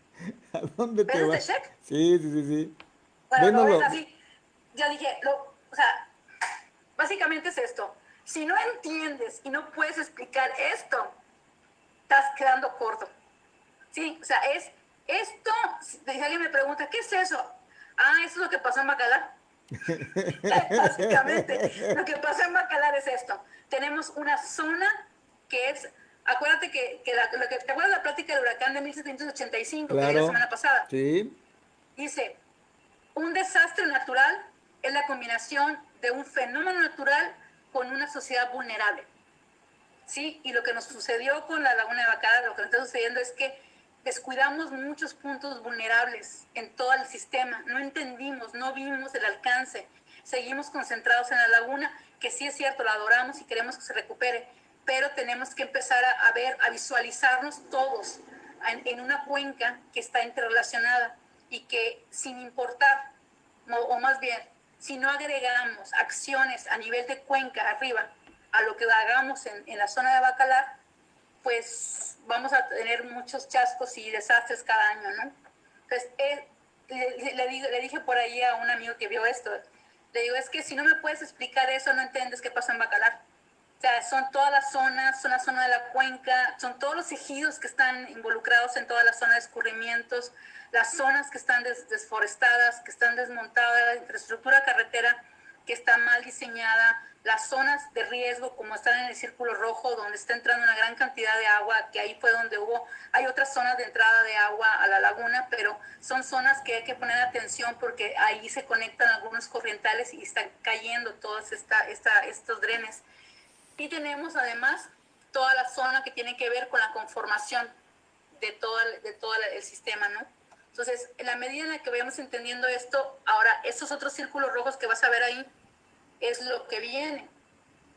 Acabo de estar en la reunión de ONU Hábitat para el Plan de Desarrollo Municipal para Xubil, ahora con el Tren Maya, y están pensando desarrollar toda la zona de Xubil, que es parte de la zona de escurrimientos hacia Bacalar.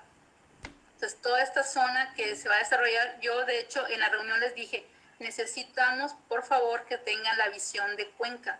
Todos tenemos que tener la visión de cuenca.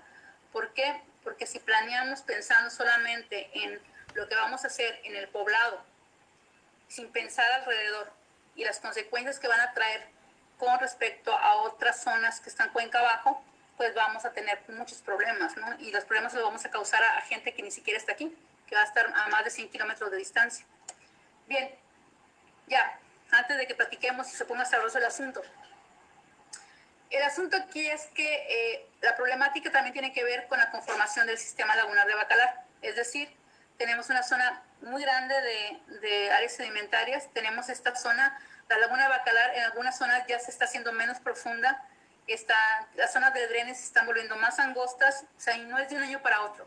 Ojo, no es que el año pasado se hayan puesto así, porque nos dimos una vuelta por el estero de Chac.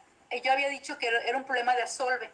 Y yo creo que aquí hay que entender que la solve quiere decir que hay una obstrucción, pero esa obstrucción no puede ser total o parcial.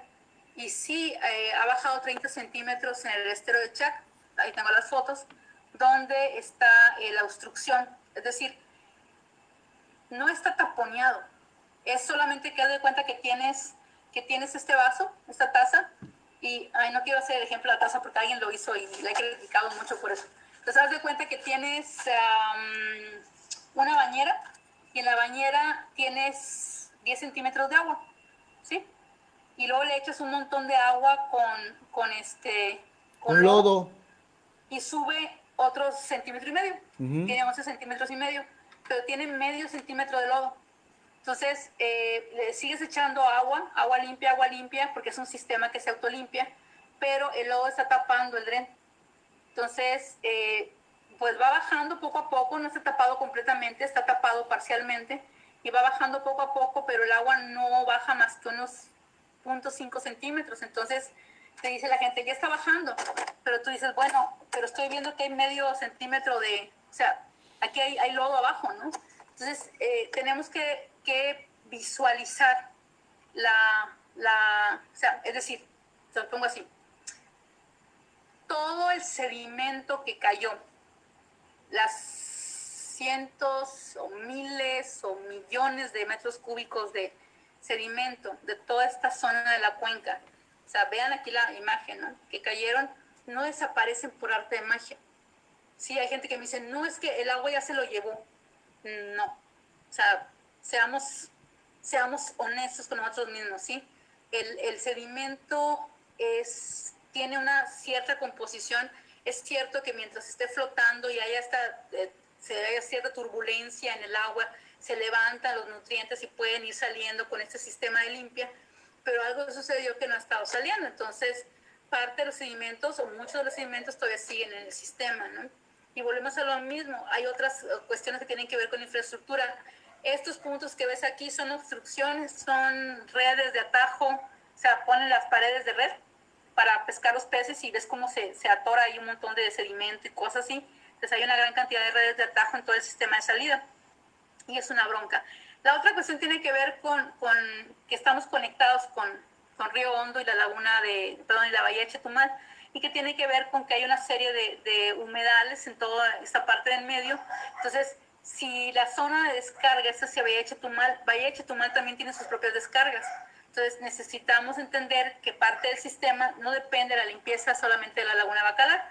Como tú dices, tenemos que recurrir a que Otompe Blanco tome su responsabilidad como la zona digamos, de limpieza y de mantenimiento del blanquizal de Bacalar, porque Xulha, que es la zona, toda esta zona de limpieza, digamos, de agua y rica en carbonato de calcio está en Otompe Blanco, y toda la zona que está del dren, de estero de Chac, que es el que sale a Río Hondo, el pedazo que está en Río Hondo, y obviamente la bahía de Chetumal está en Otompe Blanco. Entonces, toda la zona clave de mantenimiento de la laguna de Bacalar es responsabilidad de Otompe Blanco, y toda la zona que tiene las broncas de los escurrimientos porque le caen del poniente, las tiene Bacalar. Una pequeña parte también la tiene Otompe Blanco hacia Xulha, pero es mínima, pero la mayor parte de los escurrimientos fuertes están en Bacalar. Entonces Bacalar tiene que cada quien tiene que entender cuál es su papel en el mantenimiento,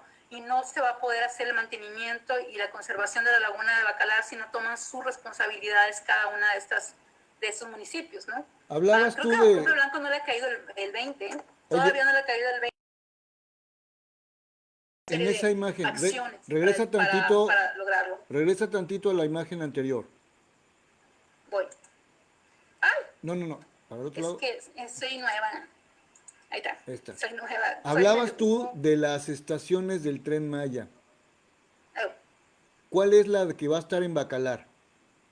¿Nos la podrías mencionar? el círculo rojo Sobre que está en Bacalar. medio. Ok. Esa también va a afectar la cuenca y también podría crear algunas Es situaciones. que no es la estación, Enrique. La bronca, o sea, mucha gente dice, es que la estación va a afectar. No, señor. O sea, no. A ver. Contexto. Sale, sale, La échale. bronca no es el edificio. No, no, no. Yo me ¿Sí? refiero a todo lo que van a hacer para poder lograr esto. Claro. El asunto no es el tren, no es la vía del tren el No, no, no, problema. no. Yo no estoy O sea, diciendo la gente eso. sigue diciendo, es que el tren no va a dejar No, pasar yo los no dije jaguares. eso. Yo lo Y que nosotros dije es, dicen, no, pues le hacemos unos puentes para que pasen así bien chidolidos y pasen por abajo. ¿qué No tendrían es que esa la hacer bronca. para que porque va a haber desmonte, va a haber va a haber deforestación. ¿Qué tendrán que hacer para que no vaya también a perjudicar el cuerpo, de la laguna? No, mira, déjame te lo voy a explicar en Google Earth. A ver, vámonos, vámonos para allá. My favorite. Deme.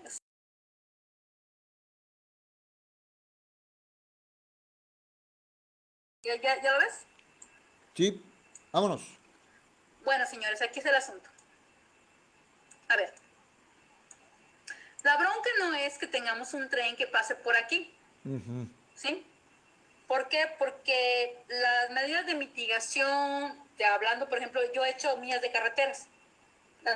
Tú pones tus medidas de compensación, pones tus formas, hace la gente las opiniones y dice, no, la estación la vas a tener que construir con certificación LED, o sea, LEED, que es sustentable, edificios sustentables, y vas a tener que hacer el tratamiento de aguas negras, y vas a tener que hacer todo esto, y ellos dicen, sí, implementada, ya le metemos lana, ahí está, órale, cumplimos. Y las vías que sean así elevadas para que no le peguen a los animales y para que la gente no corra riesgos. Sí, no hay bronca, ¿no? Esa es la parte fácil. El asunto aquí es, ¿y lo demás? Digo, porque el tren no viene solito nomás así como trenecito de niño, ¿no? O sea, el tren, lo que tenemos que entender es que en el momento que se empiece, el tren tiene una finalidad, ¿sí? No es. O sea, y eso hay que meternos en la cabeza esa parte. El tren no es un proyecto de infraestructura de transporte. Preguntaba por ahí la gente del tren en una reunión que estuve, ¿qué esperan del tren? Y toda la gente dice, ay, pues a mí, en las comunidades, dice, no, pues es que a mí me va a ayudar mucho porque voy a poder transportar mi mercancía y voy a poder moverme a la Ciudad de México y voy a llevar mi miel y voy a llevar, o sea, y luego les pregunto, ¿va a ser un tren carguero? Y dicen, no, es turístico. Entonces la gente está entendiendo mal el asunto. O van a tener vagones de transporte también. Entonces, la visión es que si fuera o sea, seamos honestos, si fuera un tren de carga, lo estaría desarrollando el CT. Ujú. Es un tren turístico, que es para atraer turistas en toda esta zona. Entonces, el planteamiento es que es un medio de transporte que lo vamos a utilizar y nos va a servir mucho a todos, pero el enfoque y la visión es hacia el turismo. ¿Qué sucede? Lo que sucede es que va generando un fenómeno. Es el fenómeno que es algo similar a lo que sucede cuando construye una carretera. ¿Sí? Cuando construyes una carretera, se va generando un fenómeno que se llama el fenómeno de la costilla de pescado. ¿Sí has oído de él? Construyes el camino y se empieza a abrir. De hecho, aquí hay algunas zonas de costilla de pescado en esta zona. Ahorita la voy a mostrar un par de ellas. Aquí está. Mire, se hace este camino, lo vamos a ver aquí. Se hace el camino, digamos que es el tren, ¿sí? Y entonces la gente empieza a establecerse a los lados. Empiezan a surgir negocios, empiezan a surgir una serie de cosas que es un fenómeno común. O sea, no lo acabamos de descubrir. Este fenómeno está bien documentado. Es más, yo recuerdo cuando trabajaba para el Consejo Británico hace muchos años, hace más de 20 años trabajaba para el Consejo Británico, estaban haciendo caminos forestales. Y el ingeniero Safar, que paz descanse, un hombre fantástico que era el director del proyecto, Zafar Ul Hassan, se llamaba, era pakistaní. y él nos decía que los caminos forestales que estaba financiando el Consejo Británico para hacer en los ejidos no debían llegar a ningún lado. Esos caminos no debían llegar a ningún lado, porque si atravesaban de un lado a otro, iban a utilizarse como vías de comunicación. Y en el momento que se abrieran como vías de comunicación, se iba a generar el fenómeno de costilla de pescado. ¿Sí? Entonces, el problema no es dónde van a poner la estación, si la ponen en Aarón Merino, si la ponen en Bacalar. Yo le digo a la gente de Bacalar, oye, es que se lo van a llevar a Aarón Merino.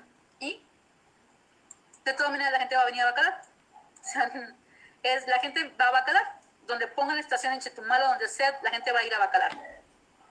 Pero el asunto no es este. La situación es algo que yo exponía en el Plan de Desarrollo Municipal de Valladolid hace un par de años que nos tocaba estar en los talleres, es si en los planes de desarrollo municipal no están planteando la solventación de las necesidades de infraestructura, equipamiento, seguridad y todo lo que va a requerir una población que probablemente va a detonar, porque por cada, yo recuerdo las cifras que tenía Fonatur hace muchos años, decía, por cada cuarto de hotel se va a requerir 17 personas en suministros, mantenimiento, manejo, limpieza y todo lo demás. Entonces, ¿dónde vamos a acomodar a esas 17 personas?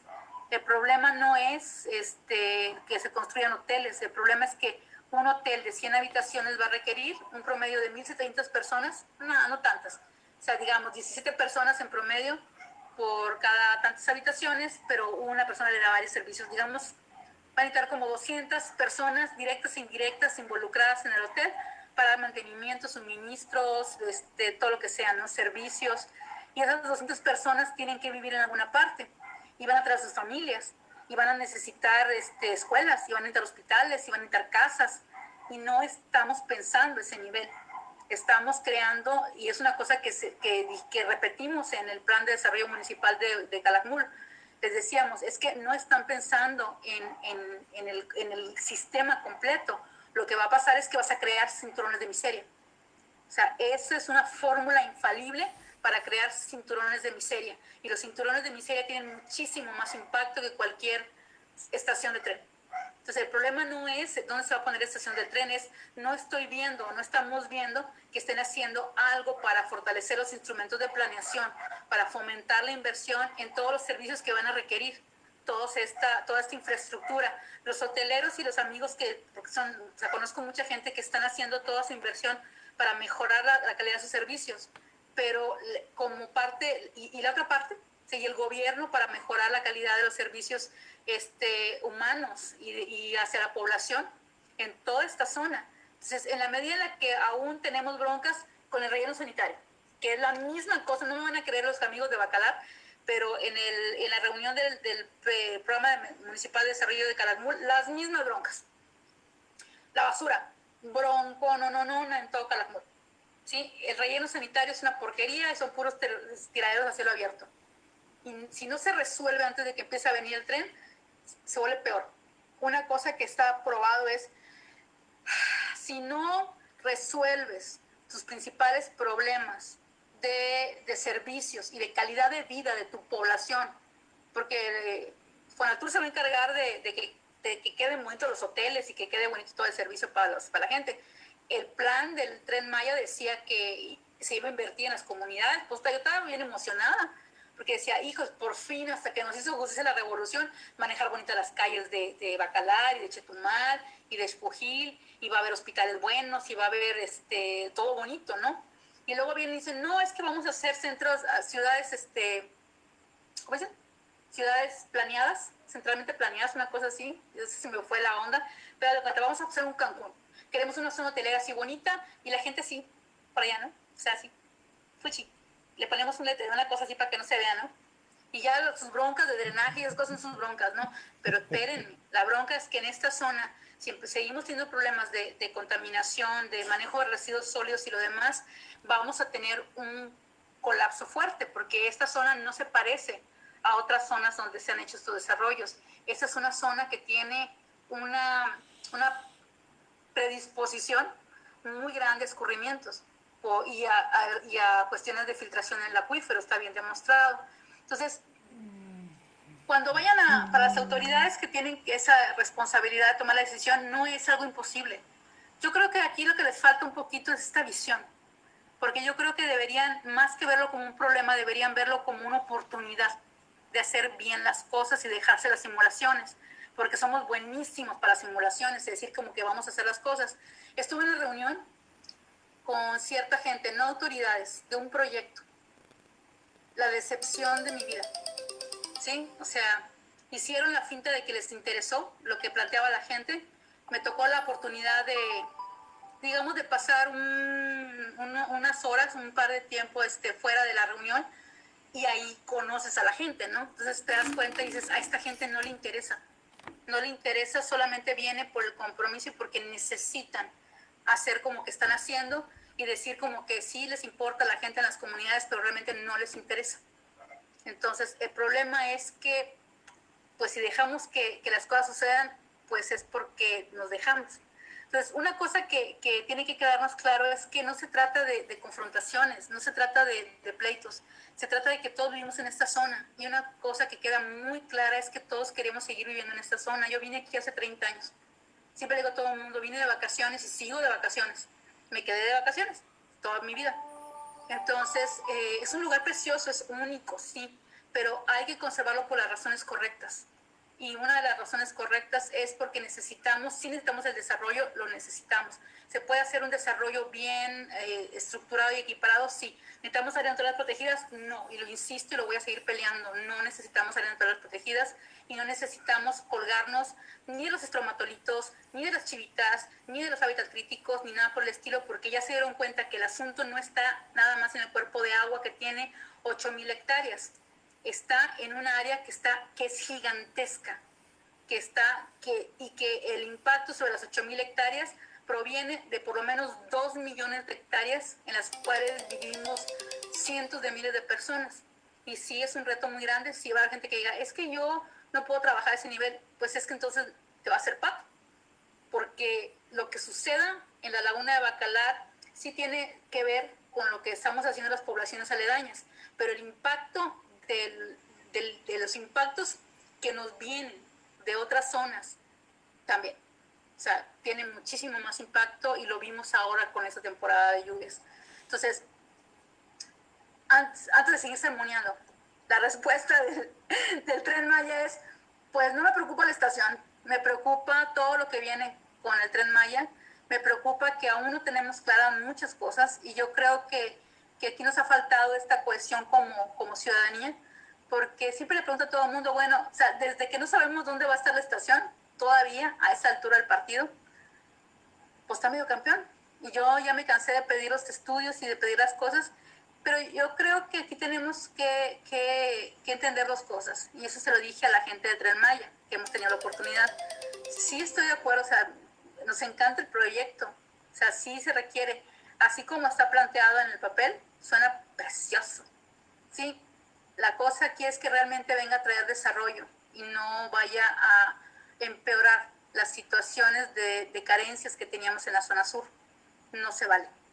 O sea, no se vale el que digan, es que hay unas zonas bien bonitas allá al sur y puedo traer a todos mis cuates inversionistas. No, no, no, no. El documento, la estrategia del Tren Maya dice que se le va a dar prioridad a las poblaciones locales, a nosotros los locales, y que va a ser un instrumento para fortalecer la justicia social.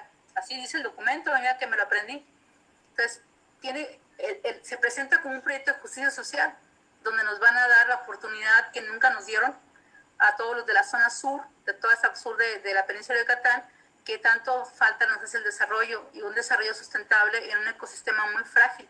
Estamos en regiones socioeconómicas muy frágiles y se demostró con esta situación, este evento extraordinario que sucedió con Bacalar y que sigue sucediendo y que nos permitió la oportunidad, no lo vimos como un problema, lo vimos como una oportunidad para poder averiguar qué tanto es el alcance de las interacciones a nivel de la región y de la cuenca que nos pueden afectar en Bacalar. Y más que buscar culpables, que eso es un deporte nacional, necesitamos buscar soluciones. Y las soluciones, no, si tú ves, y aprender también a tener la visión panorámica, la visión regional, la visión de cuenca, porque te digo, muchas de las soluciones eran, vamos a hacer una reserva, vamos a hacer el ordenamiento de Bacalar, que es chiquitito, pues solucionamos algunas cosas, sí, efectivamente, pero necesitamos también verlo a nivel de la cuenca. Entonces, hay varias cosas que se requieren. Yo hago una serie de recomendaciones en el documento y hay cosas que van a tener que trabajarse un poco más, pero ya tenemos un buen principio, porque por lo pronto estamos en un momento perfecto para poder establecer una diferencia y hacer que tengamos suficiente información como para poder planificar si queremos hacerlo. Si queremos simular como que planificamos, vamos a crearnos otro programa de ordenamiento municipal y de desarrollo urbano y territorial y no sé qué cosa, que nada más es una repetición de todos los instrumentos que ya están para traslaparlos, porque no se van a derogar. Que están saliendo y que básicamente juntaron todos los otros instrumentos en un solo instrumento. Yo dije, ay, perfecto, me hicieron caso, articularon todos los instrumentos. Y cuando le pregunto a los encargados, ¿y van a derogar los otros, no? O sea, los que juntaron, derogan, ¿no? Y dijeron, no, no los vamos a derogar. Entonces solamente los vamos a duplicar. ¿Por qué? Pues es que ese es otro tema de otra reunión. ¿Alguna pregunta? Vamos a ver quiénes más nos han estado por acá sintonizando. Desde Mexicali, Baja California, Doralicia Mendoza Escobar ya llegó. Muy buenas noches. Y bueno, no, hoy no hubieron preguntas, hubieron más bien comparticiones sobre las disertaciones. Tenemos entonces segundo Del año. Mira, vamos a hablar la próxima semana. Ajá. Vamos a platicar de lo que podemos hacer, Okay. de las propuestas que van a venir. Hay unas propuestas fantásticas que te van a encantar, y que están basadas en cosas que ya hacen las comunidades. Yo quiero enfocarme en esta zona sobre la que nadie, digo, hubo una reunión donde expuse esto y todos, no, es que todos quieren trabajar a la una.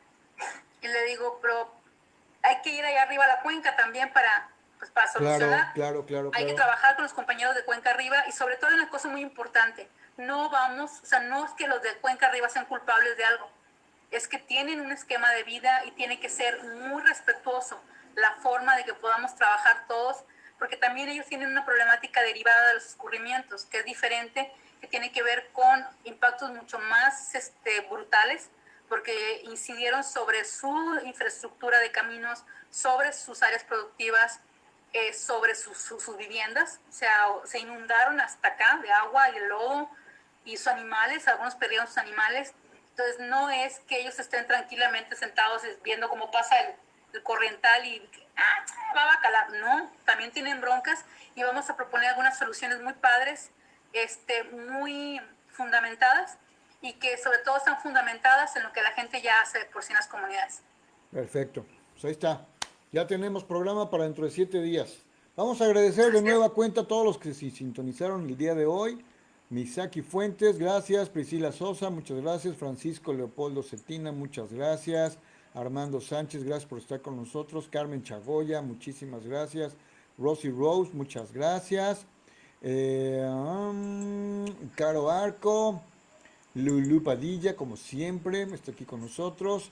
Doralicia Mendoza Escobar desde Mexicali, Baja California. Y bueno, a todos aquellos que no quisieron saludar, pero que estaban ahí sintonizándonos y no quisieron escribirle, también muchísimas gracias. Este fue un programa especial, porque duró más de una hora, ya duró hora y media. Y mira que solo el resumen tiene como 30 páginas. Y nada más fue el resumen, así que aguante vara para la próxima. Vamos a tener que preparar palomitas, la cena y usted va a estar viendo la disertación. ¿Oh? Yo creo que sí. Muy bien. Ok, entonces la próxima semana vamos a hablar sobre las soluciones, algunas de las soluciones a la problemática de Bacalar. Me parece perfecto. Me parece perfecto. Perfecto. Muy bien, pues muchísimas gracias, Malú. Gracias a todos que nos estuvieron sintonizando. Vámonos a lo siguiente.